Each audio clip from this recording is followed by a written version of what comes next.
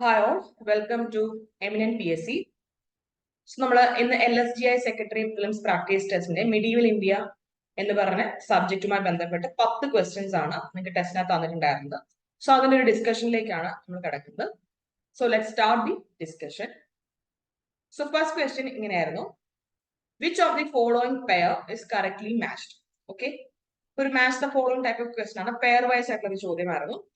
അപ്പൊ ഇതിനകത്ത് റൂളേഴ്സിന്റെ കോൺട്രിബ്യൂഷൻസും അല്ലെങ്കിൽ ആ കാലഘട്ടത്തിൽ നടന്നിട്ടുള്ള പ്രധാനപ്പെട്ട കോൺട്രിബ്യൂഷനുമാണ് നിങ്ങൾക്ക് ഈ ഒരു പെയർ വൈസ് ആയിട്ട് തന്നിരിക്കുന്നത്. Alauddin Khilji Qutub Minar construction, Muhammad bin Tughlaq iqta system reforms, Ghiyasuddin Tughlaq Alai Darwaza construction, Firoz Shah Tughlaq canal irrigation development. നോക്കുക, കുത്തബ് മീനാറിന്റെ കൺസ്ട്രക്ഷൻ നടക്കുന്നത് അലാവുദ്ദീൻ ഖിൽജിയുടെ കാലഘട്ടങ്ങളിലല്ല. ഓക്കെ, അത് ഇൽത്തുമിഷിന്റെയും കുത്തബുദ്ദീൻ ഐബക്കിന്റെയും കാലഘട്ടങ്ങളിലാണ്, അല്ലെ? ഇൽത്തുമിഷിന്റെയും കുത്തബുദ്ദീൻ ഐബക്കിന്റെയും കാലഘട്ടങ്ങളിലാണ് കുത്തബ് മീനാറിന്റെ കൺസ്ട്രക്ഷൻ നടക്കുന്നത്.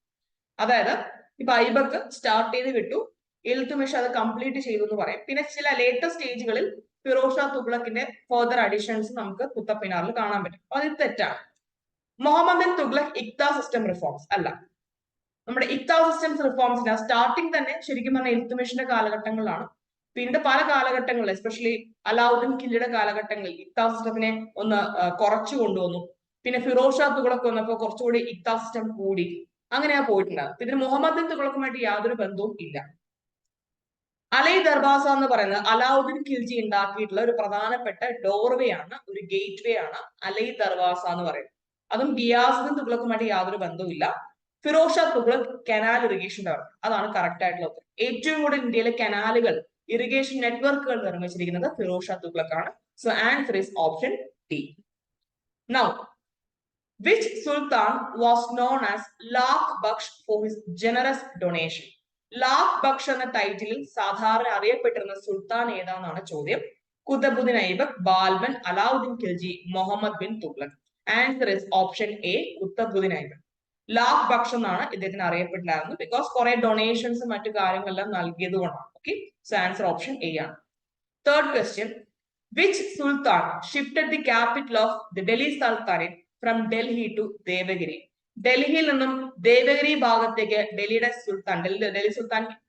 സുൽത്താനിന്റെ ക്യാപിറ്റൽ ഷിഫ്റ്റ് ചെയ്ത സുൽത്താൻ ആരാണ് എന്നാണ് ചോദ്യം. നമുക്കറിയാം, മുഹമ്മദ് ബിൻ തുഗ്ലക്കിന്റെ കാലഘട്ടത്തിലാണ് സംഭവിച്ചത്. മുഹമ്മദ് ബിൻ തുഗ്ലക്കിന്റെ കാലഘട്ടത്തിൽ ഒരുപാട് എക്സ്പെരിമെന്റുകൾ കണ്ടക്ട് ചെയ്തെങ്കിലും അതിൽ ഒട്ടുമിക്ക എക്സ്പെരിമെന്റുകളും ഒരു അട്ടർ ഫ്ലോപ്പ് ആയിരുന്നു, അട്ടർ ഫെയിലിയർ ആയിരുന്നു. അതിലൊരു എക്സ്പെരിമെന്റ് ആണ് ഈ ട്രാൻസ്ഫർ ഓഫ് ക്യാപിറ്റൽ എന്ന് പറയുന്നത്. ഏകദേശം ഒരു 1327 കാലഘട്ടങ്ങളിലാണ് ഈ ക്യാപിറ്റൽ ഷിഫ്റ്റിംഗ് അദ്ദേഹം പ്ലാൻ ചെയ്തിട്ടുണ്ടായിരുന്നു. ഡൽഹിയിൽ നിന്നും യാദവാസിന്റെ കാലത്തെ ക്യാപിറ്റൽ ആയിരുന്നു ദേവഗിരി, അത് അദ്ദേഹം പിടിച്ചെടുക്കുകയും അതിനെ ക്യാപിറ്റലാക്കി മാറ്റാനും ശ്രമങ്ങൾ നടത്തിയായിരുന്നു. ദേവഗിരി എന്ന് വെച്ചാൽ ഇന്നത്തെ മഹാരാഷ്ട്രയുടെ ഭാഗമാണ്. അപ്പൊ അവിടെ ക്യാപിറ്റൽ കൊണ്ട് വെച്ചു കഴിഞ്ഞാൽ കുറച്ചുകൂടി സെൻട്രലൈസ്ഡ് അഡ്മിനിസ്ട്രേഷൻ ഹെൽപ്പ് ചെയ്യും വിചാരിച്ചിട്ടാണ് കൊണ്ടുവയ്ക്കുന്നത്. പക്ഷേ പുള്ളി ദേവഗിരിയിലേക്ക് ക്യാപിറ്റൽ ഷിഫ്റ്റ് ചെയ്ത അപ്പൊ തന്നെ മംഗോൾസ് ഡൽഹി വന്ന് അറ്റാക്ക് ചെയ്യുന്നുണ്ട്. അപ്പൊ വേറെ നിവർത്തിയില്ലാതെ തിരിച്ച് വീണ്ടും ഡൽഹിയിൽ കൊണ്ടുവന്ന് റീപ്ലേസ് ചെയ്ത് വെക്കുന്നുണ്ട്. സോ അത് നടക്കുന്നത് മുഹമ്മദ് ബിൻ തുഗ്ലക്കിന്റെ കാലഘട്ടത്തിലാണ്. സോ ഇതിൽ ആൻസർ ഇസ് ഓപ്ഷൻ ബി ആണ്, മുഹമ്മദ് ബിൻ തുഗ്ലക്. ഇനി നാലാമത്തെ ചോദ്യം, consider the following statements and select the correct answer from the codes given below. ഒരു assertion reasoning type of question ആണ്. സോ അസേർഷൻ ഇങ്ങനെയാണ്, Muhammad തുഗ്ലക്സ് attempt at currency reforms like the token currency led to economic instability. അതായത് ഒരു experiment ഉണ്ടായിരുന്നു മുഹമ്മദ് തുഗ്ലക്കിന്റെ കാലഘട്ടത്തിൽ, that is the introduction of token currency. Okay, കോപ്പറിലും ബ്രാസിലും അടങ്ങുന്ന ടോക്കൺ കറൻസീസ് ഇന്ത്യയിൽ ഇൻട്രൊഡ്യൂസ് ചെയ്യുന്നുണ്ട്. So that token currencies led to economic instability എന്നാണ് അസേർഷനകത്ത് പറഞ്ഞിരിക്കുന്നത്. ഇനി റീസൺ നോക്കി, അതുമായിട്ട് എന്തെങ്കിലും ബന്ധമുണ്ടോ നോക്കാം. റീസൺ എങ്ങനെയാണ്, the population resisted the use of bronze coins due to their lower value compared to silver coins. Population, അത് പീപ്പിൾ ഈ use of bronze coins resist ചെയ്തു. കാരണം എന്താണെന്നാ പറയുന്നത്, സിൽവർ കോയിൻസിനെക്കാളും വാല്യൂ കുറവുള്ളത് കൊണ്ടാണ്. അതല്ല, അല്ലെ? എക്കണോമിക് ഇൻസ്റ്റെബിലിറ്റി ക്രിയേറ്റ് ചെയ്തു എന്നുള്ള കാര്യം ശരിയാണ്. ടോക്കൺ കറൻസി ഇൻട്രൊഡ്യൂസ് ചെയ്തപ്പോൾ, ബ്രോൺസിലുള്ള ടോക്കൺ കറൻസീസ് ഇൻട്രൊഡ്യൂസ് ചെയ്തപ്പോൾ ഒബ്വിയസ്ലി എക്കണോമിക് ഇൻസ്റ്റെബിലിറ്റി അവിടെ ക്രിയേറ്റ് ചെയ്തു. പക്ഷേ എന്തുകൊണ്ടാണ് എക്കണോമിക് ഇൻസ്റ്റെബിലിറ്റി വന്നത്? അതൊരിക്കലും ആൾക്കാർ ഉപയോഗിക്കാത്തത് കൊണ്ടല്ല, അവിടെ ഫോർജിങ് നടന്നുകൊണ്ടാണ്. ഈ ബ്രോൺസും കോപ്പർ എന്ന് പറയുന്ന മെറ്റൽസ് ഇഷ്ടംപോലെ ഇന്ത്യയിൽ കിട്ടുന്ന സാധനമാണ്. ആൾക്കാർ സ്വന്തമായിട്ട് ഉണ്ടാക്കാൻ തുടങ്ങിയ കോയിൻസ്, അതുകൊണ്ടാണ് എക്കണോമിക് ഇൻസ്റ്റെബിലിറ്റി ഉണ്ടായത്. അപ്പൊ റീസൺ ആക്ച്വലി എന്താണ്? തെറ്റാണ്. അസേർഷൻ കറക്റ്റ് ആണ്, റീസൺ തെറ്റാണ്. ഓക്കെ, ആൻസർ ഏത് വരും? A is correct, R is false. That is option D. A is true, R is false. Next question, അഞ്ചാമത്തെ ചോദ്യത്തിലേക്ക് കടക്കാം. With reference to Delhi sultanate, the term sawabit refer to what? Delhi സൽത്താനത്ത് കാലഘട്ടത്തില് സാവാബിത്ത് എന്ന് പറയുന്ന ഒരു ടേം എന്തുമായി സൂചിപ്പിക്കുന്നതാണെന്നാണ് ചോദ്യം. സാവാബിത്ത് എന്ന് പറഞ്ഞാൽ സ്റ്റേറ്റ് ലോസ് ആണ്. അതായത് ഗവൺമെന്റ് ഇറക്കുന്ന ചില നിയമങ്ങൾ, ചിലപ്പോൾ സെക്യുലർ ഡിഗ്രി എന്നൊക്കെ പറയും. ഓക്കെ, സെക്യുലർ ഡിഗ്രി, അത് ഗവൺമെന്റ് തീരുമാനിക്കുന്ന രീതിയിൽ ചില നിയമങ്ങൾ ഗവൺമെന്റ് മുന്നോട്ട് വയ്ക്കും. അത്തരം നിയമങ്ങളെയാണ്, സ്റ്റേറ്റ് ലോസിനെയാണ് സാവാബിത്ത് എന്ന പേരിൽ അറിയപ്പെടുന്നത്. ഇതുപോലെ ഡൽഹി സൽത്താനത്തുള്ള അഡ്മിനിസ്ട്രേഷനുമായി ബന്ധപ്പെട്ടും പൊളിറ്റിക്കൽ കോണ്ടെക്സ്റ്റുകളും ഒരുപാട് ടെർമിനോളജീസ് വരുന്നുണ്ടാവും. അത് നോട്ട് ഡൗൺ ചെയ്ത് ചെയ്യാം. ഇനി ആറാമത്തെ ക്വസ്റ്റിലേക്ക് കടക്കാം. With reference to Delhi sultanate, khut, muqaddam and patwari were dash. Khut, muqaddam, patwari തുടങ്ങിയവർ ഡൽഹി സൽത്താനത്തുമായിട്ട് ബന്ധപ്പെട്ട ആരായിരുന്നു, അല്ലെങ്കിൽ എന്തായിരുന്നു എന്നാണ് ചോദ്യം. Option A, village functionaries working in close coordination with the muqti, judicial officials working under the emperor, palace guards, nobles to consulate matters of religion. C, muqaddam എന്ന് പറയുന്ന വാക്കൊക്കെ ശരിക്കും മുഖ്യ എന്ന് പറയുന്ന വാക്കിൽ നിന്ന് വന്നിട്ടുള്ളതാണ്. മുഖ്യ എന്ന് പറഞ്ഞാൽ സാധാരണ ഗ്രാമമുഖ്യന്മാർ എന്നൊക്കെ പറയും അല്ലെ. ശരിക്കും കൂത്ത്, മുഖദം, പട്വാരി എന്നൊക്കെ പറയുന്നത് വില്ലേജ് ഓഫീസേഴ്സ് ആണ്. ഒരു ഗ്രാമങ്ങളിലുള്ള പ്രധാനപ്പെട്ട ലീഡേഴ്സ് അല്ലെങ്കിൽ പ്രധാനപ്പെട്ട ഓഫീസേഴ്സ് ആണ് ഈ കൂത്ത്, മുഖദം, പട്വാരി തുടങ്ങിയവർ. വില്ലേജ് ഫംഗ്ഷണറീസ് ആണ്. ദേ വർക്ക് ഇൻ ക്ലോസ് വിത്ത് മുക്തീസ്. മുക്തീസ് എന്ന് പറഞ്ഞാൽ നോർമലി ഇക്തകൾ കൈകാര്യം ചെയ്യുന്ന, ഇക്താസ് അഥവാ പ്രൊവിൻസസ് കൈകാര്യം ചെയ്യുന്ന ആൾക്കാരാണ് മുക്തീസ് എന്ന് വിളിക്കുന്നത്. മുക്തി അല്ലെങ്കിൽ വാലീസ് എന്നൊക്കെ വിളിക്കുന്നത്. അവരുമായിട്ട് ചേർന്നുകൊണ്ട് വില്ലേജിന്റെ കാര്യങ്ങൾ നോക്കി നടത്തുന്ന വില്ലേജ് ഓഫീസേഴ്സ് അഥവാ വില്ലേജ് ഫംഗ്ഷണറിമാരെയാണ് കൂത്ത്, മുഖദം, പട്വാരീസ് എന്നൊക്കെ വിളിക്കുക. ഓപ്ഷൻ എ ആണ് കറക്റ്റ് ആയിട്ടുള്ള ആൻസർ. ഏഴാമത്തെ ചോദ്യത്തിലേക്ക് കടക്കാം. Consider the following statements. It was during the reign of Iltutmish that Genghis Khan reached the Indus in pursuit of fugitive Khwarazm prince. അതായത് ഇൽതുമിഷിന്റെ കാലഘട്ടത്തിലാണ് ഇന്ത്യയിലേക്ക് അല്ലെങ്കിൽ എസ്പെഷ്യലി ഇൻഡസിന്റെ ഭാഗങ്ങളിലേക്ക് ചെങ്കിസ് ഖാൻ എത്തിയത് ഇൻ സെർച്ച് ഓഫ് ഖ്വാറിസം പ്രിൻസ്. ഖ്വാറിസം എന്ന രാജ്യത്തിലെ രാജകുമാരനെ തേടി ചെങ്കിസ് ഖാൻ ഇന്ത്യയിൽ എത്തുന്ന സമയത്ത് ഇൽതുമിഷ് ആയിരുന്നു ഭരണാധികാരി. ശരിയാണോ തെറ്റാണോ? ഇത് ശരിയാണ്. ചെങ്കിസ് ഖാൻ ഒരിക്കലും ഇന്ത്യക്ക് അകത്തോട്ട് കടന്നു വന്നിട്ടില്ല. ചെങ്കിസ് ഖാൻ ഇന്ത്യയുടെ ഇൻഡസിന്റെ ഭാഗം, അത് നോർത്ത് വെസ്റ്റേൺ ഭാഗം വരെ വരുന്നുണ്ട്. അന്നത്തെ ഖ്വാറിസിമ എന്ന് പറഞ്ഞൊരു രാജ്യമുണ്ട്. നമ്മുടെ ഇന്നത്തെ അഫ്ഗാനിസ്ഥാന്റെയും കുറച്ചുകൂടി ഇറാന്റെ ഭാഗങ്ങളൊക്കെ ഉണ്ടായിരുന്ന ഒരു രാജ്യമാണ് ഖ്വാറിസിമ. അവിടെയുള്ള ജലാലുദ്ദീൻ മങ്കാവർണി എന്ന് പറഞ്ഞ പേരുള്ള ഒരു രാജകുമാരനെ തേടി രാജകുമാരനെ കൊല്ലാനായിട്ട് ചെങ്കിസ് ഖാൻ വരുന്നുണ്ട്. അന്ന് ആ ഖ്വാറിസം പ്രിൻസ് ഇൽതുമിഷിനോട് അഭയം പ്രാപിക്കുന്നുണ്ട്. പക്ഷെ ഇൽതുമിഷ് അഭയം കൊടുത്തില്ല, പറഞ്ഞയച്ചു. അങ്ങനെ ചെങ്കിസ് ഖാന്റെ അറ്റാക്കിൽ നിന്നും ഇന്ത്യയെ രക്ഷപ്പെടുത്തി എന്നാണ് ഇൽതുമിഷിന്റെ കോണ്ടെക്സ്റ്റ് നമ്മൾ പറയും. അപ്പൊ അത് ശരിയാണ്. രണ്ടാമത്തെ സ്റ്റേറ്റ്മെന്റ് നോക്കാം.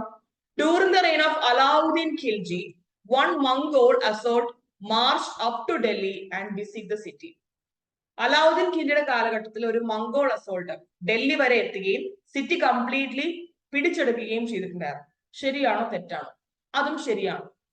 അലാവുദ്ദീൻ ഖിൽജിയുടെ സമയത്ത് മംഗോളിയൻ ഇൻവേഷൻ ഉണ്ടായിട്ടുണ്ട്. ശ്രദ്ധിക്കുക, സ്ലേ ഡൈനാസിയുടെ സമയത്തും ഖിൽജി ഡൈനാസിയുടെ സമയത്തും അതുപോലെ തന്നെ തുഗ്ലക് ഡൈനാസിയുടെ കാലഘട്ടങ്ങളിലും മംഗോളിയൻ ഇൻവേഷൻസ് ഇന്ത്യയിലേക്ക് വരാൻ ശ്രമിച്ചിട്ടുണ്ട്.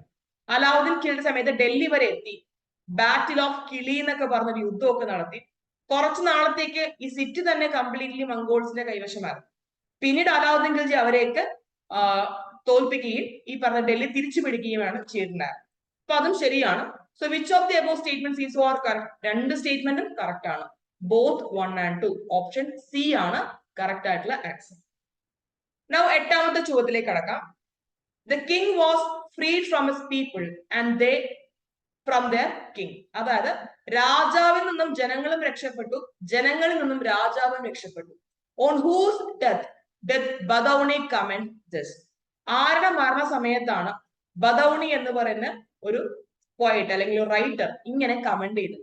രാജാവിൽ നിന്നും ജനങ്ങൾ രക്ഷപ്പെട്ടു, ജനങ്ങളിൽ നിന്നും രാജാവ് രക്ഷപ്പെട്ടു.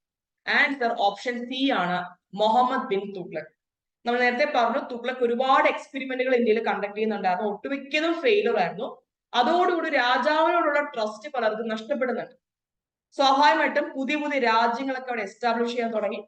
സോ രാജാവ് മരിച്ചപ്പോ, അത് മുഹമ്മദ് തുഗ്ലക്ക് മരിക്കുന്നത് 1351 പുള്ളി മരിച്ച സമയത്ത് ജനങ്ങളിൽ നിന്നും രാജാവും രക്ഷപ്പെട്ടു, രാജാവിൽ നിന്നും ജനങ്ങളും രക്ഷപ്പെട്ടു എന്നാണ് അന്നത്തെ കണ്ടംപററി റൈറ്റർ ആയിട്ടുള്ള ബദൌണി കമന്റ് ചെയ്തു. So answer option C, Muhammad bin Tughlaq. 9ാമത്തെ ചോദ്യത്തിലേക്ക് കടക്കാം. Consider the following statements. In the revenue administration of Delhi sultanate, the in charge of revenue collection was known as Amil. The office of Mir Bakshi came into existence during the reign of Khilji Sultans. The Naib was the most influential post and virtually enjoyed all the powers of the Sultan. Which of the statements given above is or correct? ആദ്യത്തെ statement നോക്കാം. Delhi sultanate കാലഘട്ടങ്ങളിൽ revenue കളക്ഷനുമായി ബന്ധപ്പെട്ട അധികാരമുണ്ടായിരുന്ന officers ആയിരുന്നു ആമിൽ. ശരിയാണോ തെറ്റാണോ? It is correct. Amil were the revenue collectors. റവന്യൂവുമായി ബന്ധപ്പെട്ട കാര്യങ്ങളിൽ തീരുമാനമെടുക്കാൻ കഴിവുള്ള ഓഫീസേഴ്സ് ആണ് ആമിൽ എന്ന് പറയുന്നത്. രണ്ടാമത്തെ സ്റ്റേറ്റ്മെന്റ് നോക്കിയേ. The office of Mir Bakshi. ഈ മിർ ബക്ഷി എന്ന് പറയുന്നത് കൂടുതലും കമാൻഡേഴ്സ് അഥവാ മിലിറ്ററി കമാൻഡേഴ്സ് എന്നൊക്കെയാണ് വിളിക്കുന്നത്. നോർമലി മിർ ബക്ഷി എന്ന് പറയുന്ന ടൈറ്റിൽ മുഗൾസിന്റെ കാലഘട്ടങ്ങളിലാണ് വന്നിട്ടുള്ളത്. നമുക്ക് ഡൽഹി സുൽത്താനേറ്റിൽ ഇങ്ങനൊരു ടൈറ്റിലോ ഇങ്ങനൊരു ഓഫീസർ പോസ്റ്റോ കാണാൻ സാധിക്കില്ല.